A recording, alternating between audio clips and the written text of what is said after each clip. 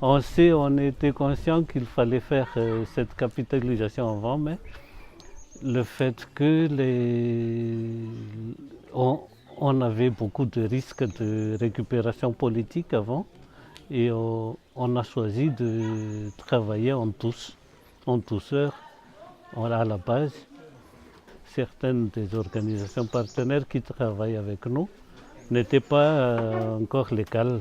C'était des petites associations que nous avons formées qui font les travaux sur terrain.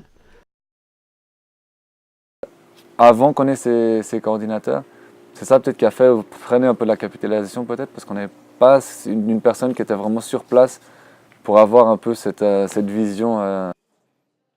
On a fait pas mal d'expériences dans l'électrification rurale avec hydroélectricité, photovoltaïque aussi, et un peu d'éolien. Et on a essayé plusieurs approches en intégrant des opérateurs économiques pour gérer des petites centrales. Des fois, gérer simplement ça avec des comités villageois. Et maintenant, on a les ressources et des gens sur place qui peuvent essayer de mener ce travail. Je pense que le public cible, au final, n'est pas si large que ça. Et il faut bien savoir, en fait, qu'est-ce qu'on veut communiquer et à qui. Et comme c'est quelque chose qu'on n'a pas beaucoup fait, du coup, comment budgétiser ça et quelles ressources compter pour faire ça, c'est pas forcément évident. Donc bon, on va se lancer là. Le programme Matou a une approche multi-acteurs et c'est peut-être ça aussi qui rend difficile la collecte de données d'une part, parce qu'il y a une multitude d'acteurs, mais par la suite que tout le monde se sente représenté dans cette capitalisation, puisqu'il y a des approches différentes, des thématiques différentes, des points de vue différents. On travaille aussi bien avec le secteur public comme avec le secteur privé.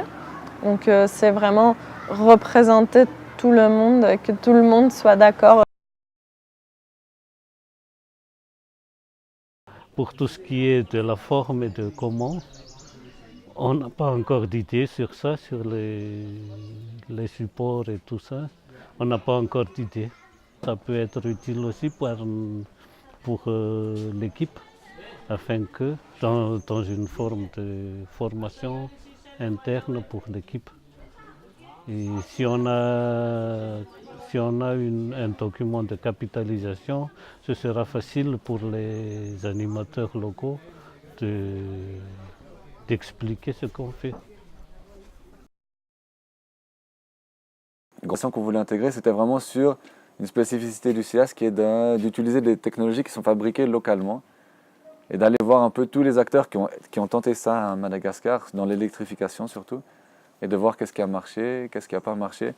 Et ça, c'était plutôt une idée de faire un plaidoyer auprès des différents acteurs, que ce soit des bailleurs ou bien d'autres ONG qui interviennent pour discuter d'un intérêt commun à développer cette approche. Alors bon, c'était la première fois que je l'ai intégré dans un projet. On verra quand vous reviendrez la prochaine fois ce qui en ressort. C'est prévu, il y aura 3 formes de documents. La première forme, c'est un document entier, utilisé pour le projet, le bailleur. Mais il y aura aussi des documents pour les collectivités, un peu plus facile à lire, pour voir comment il peut l'utiliser pour la prochaine intervention. Mais ce sera en version malagasy. De même aussi, il y a des fiches techniques pour les apiculteurs, pour voir l'évolution de la filière miel. Et mon rôle, c'est que de fournir les informations nécessaires auprès du responsable de la capitalisation